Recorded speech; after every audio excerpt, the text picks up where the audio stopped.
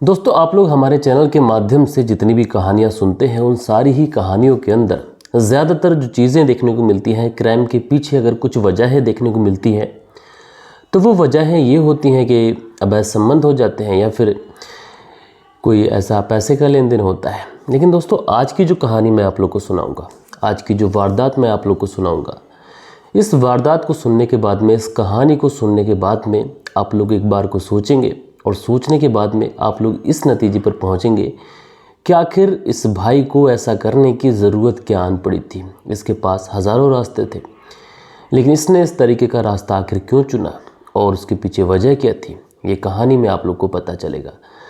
दरअसल एक लड़की जिसकी शादी होती है और शादी होने के बाद में वह अपने ससुराल में पहुँचती है, और जब वो अपने ससुराल में अपने पति के साथ में अच्छी खासी ज़िंदगी बिताना शुरू करती है तो दोस्तों 1 साल गुजर जाता है। उसके बाद तक उसके घर में उसका कोई नन्हा मेहमान तो आया नहीं था, इसलिए सास ससुर और उसकी जो नंदे वगैरह होती हैं, ननद वगैरह, वो सब पूछने लगती हैं कि घर में नन्हा मेहमान कब आ रहा है। अब ये जो महिला, जो कि अपनी तरफ से तो पूरी कोशिश रहती है, लेकिन कहते हैं ना कि बच्चे जो होते हैं वो ऊपर वाले की देन होते हैं। कभी कभी ऐसा होता है, बहुत सारे ऐसे केसेस भी हैं जिसमें बच्चा ना होना, इस तरीके के जो केसेस हैं वो मेरी कुछ जानकारी में ऐसे लोग हैं जिनकी कोई औलाद नहीं, तो आमतौर पे ऐसा हो जाता है।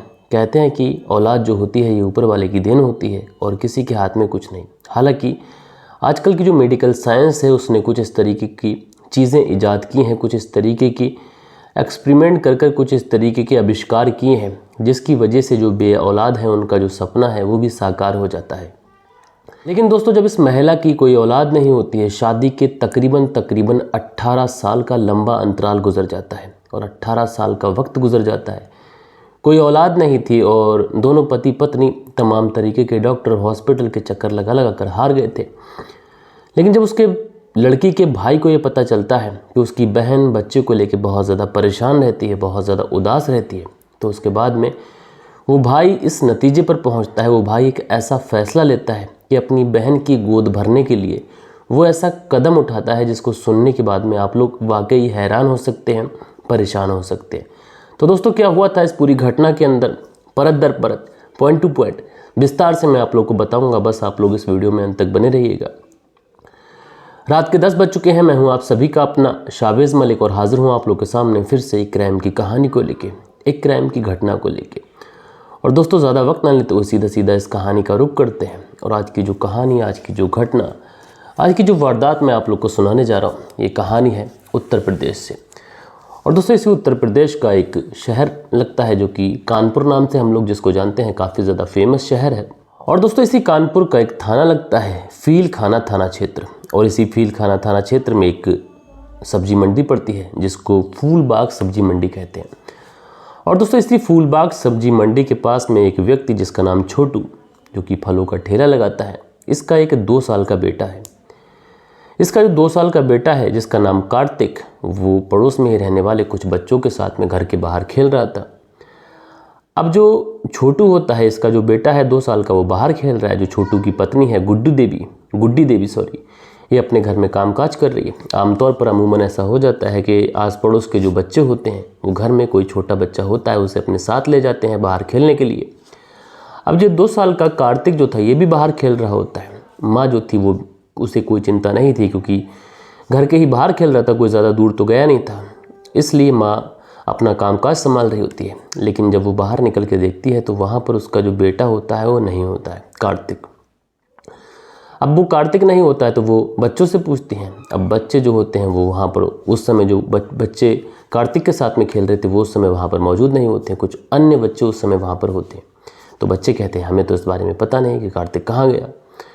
उसके बाद में जो गुड्डी देवी थी दौड़ी भागी अपने पति छोटू के पास में पहुँचती है। छोटू के पास में पहुँचने के बाद में उसे सारी बात बताती है कि बेटा कार्तिक बाहर खेल रहा था, लेकिन ना जाने कहाँ गया। मैंने सब गलियों में, हर जगह, आस पड़ोस में सब जगह ढूंढ लिया, कहीं पर भी उसका कोई पता नहीं है। अब जो छोटू था वो भी अपनी पत्नी गुड्डी देवी के साथ में दौड़ा भागा घर की तरफ जाता है और घर से कपड़े वगैरह सही पहनने के बाद में, उसके बाद में मोहल्ले में, रिश्तेदारों में, जहाँ कहीं भी वो जा सकता था या फिर जो बच्चे खेल रहे थे उसके साथ में उनके घरों पर जाता है। और उनको घरे पर जाने के बाद में सिर्फ और सिर्फ यही पूछता है कि उन्होंने, किसी ने उसके बेटे कार्तिक को देखा है या फिर नहीं। तो उस समय जो भी लोग होते हैं वो यही कहते हैं कि हमने तो कार्तिक को नहीं देखा। अब ये दोनों पति पत्नी बेहद परेशान। इसलिए गुड्डी देवी अपने पति छोटू से कहती है कि चलिए हम लोग पुलिस स्टेशन में चलते हैं और अपने बेटे की गुमशुदगी की तहरीर देते हैं। उसके बाद में ये लोग पहुंचते हैं इसी फीलखाना थाने के अंतर्गत, जो कि फीलखाना थाना क्षेत्र है, वहीं पर पहुंचते हैं। और पहुंचने के बाद में पुलिस को अपनी सारी बात बताते हैं। और पुलिस को बात बताने के बाद में कहते हैं कि जो उनका बेटा जिसका नाम कार्तिक था वो घर के बाहर खेल रहा था। अचानक से जब हमने बाहर निकल कर देखा तो वहाँ पर मौजूद नहीं था। हमने हर जगह ढूंढ लिया। हमारा बच्चा कहाँ गया साहब, हमें नहीं पता, हमारे बच्चे को ढूंढ दीजिए। अब दोस्तों पुलिस जब इस तरीके की बात सुनती है तो पुलिस इस पूरे मामले को काफ़ी ज़्यादा गंभीरता से लेती है। बच्चे की गुमशुदगी की रिपोर्ट दर्ज की जाती है। उसके बाद में पुलिस उस बच्चे की तलाश शुरू करती है। जिस तारीख को बच्चा गुम हुआ था ये तारीख थी इसी 24 फरवरी वाले दिन की तारीख, जो अभी गुजर गई। 24 फरवरी वाले दिन ये बच्चा गुम हुआ था, गुमशुदगी की रिपोर्ट लिखाई गई थी। उसके बाद में पुलिस जो थी वो इस मामले की छानबीन शुरू करती है। तो सबसे पहले उस एरिया में जो भी सीसीटीवी कैमरास थे वो सारे सीसीटीवी कैमरास खंगाल लिए जाते हैं।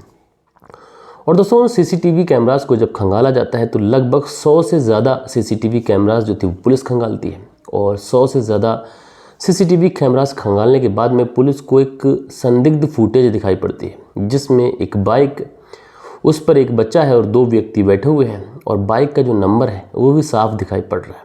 इसलिए पुलिस जो थी वो उस बाइक का नंबर नोट करती है। उसके बाद में इस बाइक का जो मालिक है उस मालिक तक पहुंचने की कोशिश करती है। पुलिस जो थी वो अलग अलग टीमों का गठन करती है। और अलग अलग टीमों का गठन करने के बाद में सीधा उस बाइक के मालिक तक पहुंच जाती है। अब दोस्तों जब बाइक के मालिक तक पहुंचा जाता है तो पता चलता है कि बच्चा जो है वो इन्हीं ने ही अपहरण किया है। उसके बाद में पुलिस जो थी वो उन दोनों को गिरफ्तार करने की कोशिश करती है जो दोनों व्यक्ति बच्चे को उठाकर लेके आए थे। तो वो जो दोनों व्यक्ति होते हैं वो भाग रहे होते हैं और उनके हाथ में कुछ देसी कट्टा होता है जिससे वो पुलिस के ऊपर फायरिंग करते हैं। अब जैसे ही वो पुलिस के ऊपर फायरिंग करते हैं पुलिस अपने आप को बचाती है और जवाबी फायरिंग करती है। अब पुलिस जब जवाबी फायरिंग करती है तो जो दोनों आरोपी थे दोनों के पैरों में गोली लगती है। उसके बाद में पुलिस उन दोनों को अरेस्ट करती है। अरेस्ट करने के बाद में सीधा उन्हें हॉस्पिटल में भर्ती कराया जाता है। और भर्ती कराने के बाद में पुलिस उनसे पूछताछ करती है। दरअसल जिन 2 लोगों को पुलिस ने पकड़ा था इसमें पहले का नाम रज्जन और दूसरे का नाम पंकज गुप्ता। अब दोस्तों जब पुलिस रज्जन से पूछताछ करती है और रज्जन इस अपहरण के पीछे की जो कहानी सुनाता है, यकीनन दोस्तों उस कहानी को सुनने के बाद में एक बार को आप लोग चौंक सकते हैं। आप लोग ये भी सोच सकते हैं कि आखिर कोई व्यक्ति इस तरीके का क्राइम कैसे कर सकता है। इस तरीके का केस तो हमने पहले कभी सुना नहीं। दरअसल जो रज्जन है ये पुलिस के सामने बताता है कि साहब उसकी एक बहन है, बड़ी बहन, उसकी शादी लगभग अब से 18 साल पहले हो गई है। और 18 साल पहले इसकी शादी हुई है। और शादी होने के बाद में जब 1-2 साल का समय गुजर जाता है तो इनके घर में कोई नन्ना मुन्ना मेहमान तो आता नहीं है, घर में कोई बच्चा नहीं होता है। इसलिए जो मेरी बहन की सास थी वो मेरी बहन के ऊपर ताने कसती, जो उसके ससुरालिए थे उसके ऊपर ताने कसते। लगातार जो मेरी बहन थी ये परेशान रहती थी। धीरे धीरे वक्त गुजरता है। मेरे जो जीजा थे वो हर जगह मेरी बहन को दिखाते भी हैं और दोनों अपना इलाज भी कराते हैं, लेकिन उसके बावजूद भी इन्हें कोई बच्चा नहीं हो सका, कोई औलाद नहीं हो सकी। इसलिए मेरी बहन ने जब उसको ताने मिलने लगे ससुराल के अंदर तो मेरी बहन ने मायके में आने के बाद में मेरे पिताजी और मेरे माँ के सामने इस तरीके की बात भी कही थी कि किसी बच्चे को गोद ले लीजिए। अब बच्चे की हम लोग तलाश करते हैं तो कहीं पर भी बच्चा मिलता नहीं है। उसके बाद में मैं फ़ैसला करता हूँ कि मैं अपनी बहन की जो गोद है उस गोद को तो भर के रहूँगा। इसलिए मैं अपने दोस्त पंकज का सहारा लेता हूँ और पंकज का सहारा लेने के बाद में हम लोग बच्चे की तलाश शुरू करते हैं। अब दोस्तों जब ये लोग बच्चे की तलाश शुरू करते हैं तो बस स्टैंड, रेलवे स्टेशन, अलग अलग जगहों पर बच्चे की तलाश शुरू करते हैं, लेकिन कहीं पर भी इन्हें ऐसा मौका नहीं मिलता है कि ये किसी के बच्चे को उठा सकें या फिर किसी बच्चे का अपहरण कर सकें।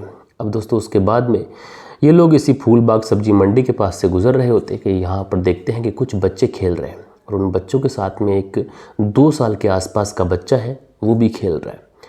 आस पड़ोस में कोई बड़ा व्यक्ति भी नहीं था, इसलिए दोनों फैसला करते हैं कि ये सही समय है, इस बच्चे को उठा लेना चाहिए। उसके बाद में ये लोग बाइक से पहुंचते हैं और उस 2 साल के बच्चे को उठाते हैं और वहाँ से 9-11 हो जाते हैं। अब बच्चे को उठाने के बाद में ये लोग घर की तरफ जा रहे होते हैं कि बच्चा जो होता है वो इन लोगों के संभालने में नहीं आता है। इसलिए जो व्यक्ति रज्जन है ये अपनी छोटी बहन नीतू के पास पहुँचता है और नीतू के पास पहुँचने के बाद में सारी बात बताता है। उसके बाद में नीतू, रज्जन और पंकज ये तीनों मिलकर इसकी बड़ी बहन के घर पे पहुंचते हैं और बड़ी बहन के घर पे पहुंचने के बाद में ये लोग कहते हैं कि हमने इस बच्चे को ख़रीदा है। फतेहपुर की रहने वाली महिला जिसका नाम सीमा है उससे हमने इस बच्चे को 4 लाख में लिया है ताकि तुम्हारा जो दर्द है वो कम हो सके, तुम्हारी गोद भर सके। अब जब ससुराल वाले सुनते हैं कि मायके वालों ने 4 लाख रुपए में एक बच्चा खरीद कर दिया है तो वो भी खुश हो जाते हैं।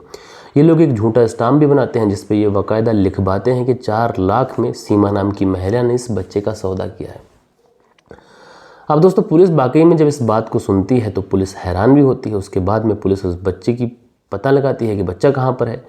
तो जो रज्जन है ये बताता है कि बच्चा उसकी बड़ी बहन के ही पास में है। अब ये लोग उस बड़ी बहन के घर पे पहुंचते हैं पुलिस वाले, तो पता चलता है कि जो बड़ी बहन है बीमार है और वो हॉस्पिटल में है। उसके बाद में हॉस्पिटल में पहुंचा जाता है और हॉस्पिटल में पहुंचने के बाद में उसके ससुराल वालों को उसकी बड़ी बहन को सारी बात बताई जाती है कि ये बच्चा किस किस तरीके से यहाँ पर लाया गया है। उसके बाद में उस बच्चे कार्तिक को वहाँ से पुलिस बरामद करती है, उसके माता पिता को सौंपती है। माता पिता जब अपने बेटे कार्तिक को देखते हैं तो छोटू और गुड्डी देवी दोनों बहुत ज़्यादा खुश हो जाते हैं। उनका तो जैसे एक तरीके से कोई खोया हुआ बच्चा मिल गया, तो उनकी जो खुशी है उसका ठिकाना नहीं रहता है। पुलिस वालों का काफ़ी ज़्यादा धन्यवाद भी बोलते हैं। इधर पुलिस वाले रज्जन, पंकज और उसकी छोटी बहन नीतू, इन तीनों को अरेस्ट कर जेल में भेजते हैं और गंभीर धाराओं में मुकदमा दर्ज कर इन्हें जेल भेजा जाता है।